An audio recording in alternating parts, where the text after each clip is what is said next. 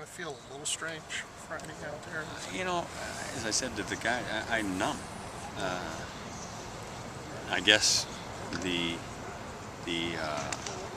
rational side of me should have thought this. I should have seen this coming, but I never think that way. I always think optimistically, and I always think that this is going to turn, and because in my whole life it always has, and this is an unusual circumstance for me. But like I said, I'll get through it, and I'm going to make the most of these last few days so that our players, and not for sentimental reasons, but just so that our players have the best possible chance in a game where we are given none, to go out there and enjoy the great game of football and play together as a team, and see if we can't find magic in a bottle. Rick, Coach. Well, Coach, the final game, have given the opportunity.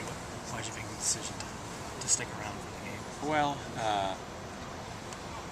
I was asked to coach, and I would have asked had I not been asked to coach the last game, just because I want to finish with these guys, and we're by hook or by crook within a game of achieving what we all set out to do. And it'd be like not planting the flag on the top of a mountain if you are that close. So I'm thankful for the opportunity to finish, and I'll leave here with great memories. Rick, Dan kind of said that the landscape of college football makes patience a little harder to have these days. Do you kind of understand the reasoning, or why maybe you weren't given more time? I certainly understand college football. I mean, I'm a fan of college football, and I watch and see what goes on, and decisions are made. But the pressure on the people who make these decisions is immense because of the amount of scrutiny and the amount of people with opinions, whether it be blogs or what have you. But you don't get into these jobs if you don't understand that, and that doesn't necessarily mean that I agree with the decision. I want, while I understand it, I still think we were very close to making some strides, and I'm regretting the opportunity that I don't get to have Xavier back. I don't get to have Brett Hundley compete for a job next year, and some of the things that I'd worked to try to get ready as we try to build our program and go forward. But I'm, as I said, thankful for the opportunity, and I'll take away some great moments. Do you feel like you left the job better than you got it? In better hands? You know what? It would only be self-serving to say something like that. So I'll just say that I'm a Bruin. I'll be a Bruin for life.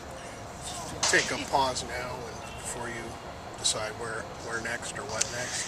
Yeah, I was asked that, and my answer was, I probably need to sit and think that through, because I hadn't done any of this thinking. This was not something on my radar. I was, of sole mind just to continue and build and recruit and do the things that coaches do. But I have fortunately a great family, and one that will do whatever we think is the best for us. But the coaching profession is a selfish one, and so you've got to make sure that there's a lot of soul searching and before you make the next move. I love coaching. That's in my blood. I love this level of coaching. It's not though I didn't like the NFL. I did, but this was a definite passion of mine, and it was a dream to come back to my alma mater. I'm just sorry we didn't move the needle far enough to get to stay. Rick, when you went in Dan's office, did you realize what was going on? You know what happened? On Sunday morning, they had prearranged a television interview with, I think, Fox for the championship game. And so I went in there, and I had been told that there was going to be a 10 o'clock meeting that morning between Dan, Bobby, and I before the interview. Well, then that got canceled the night before, and so that I could get ready to do all these other things. At least that was what I was told. And at 10 o'clock, I got there, and Kevin Frazier, the studio host, says, "Now we're going to talk about the LA Times story." well, even though I think Chris is a fantastic writer, I hadn't read any LA Times story, so I said, what does it say? And it had sources very close to the top that had said that I would be dismissed.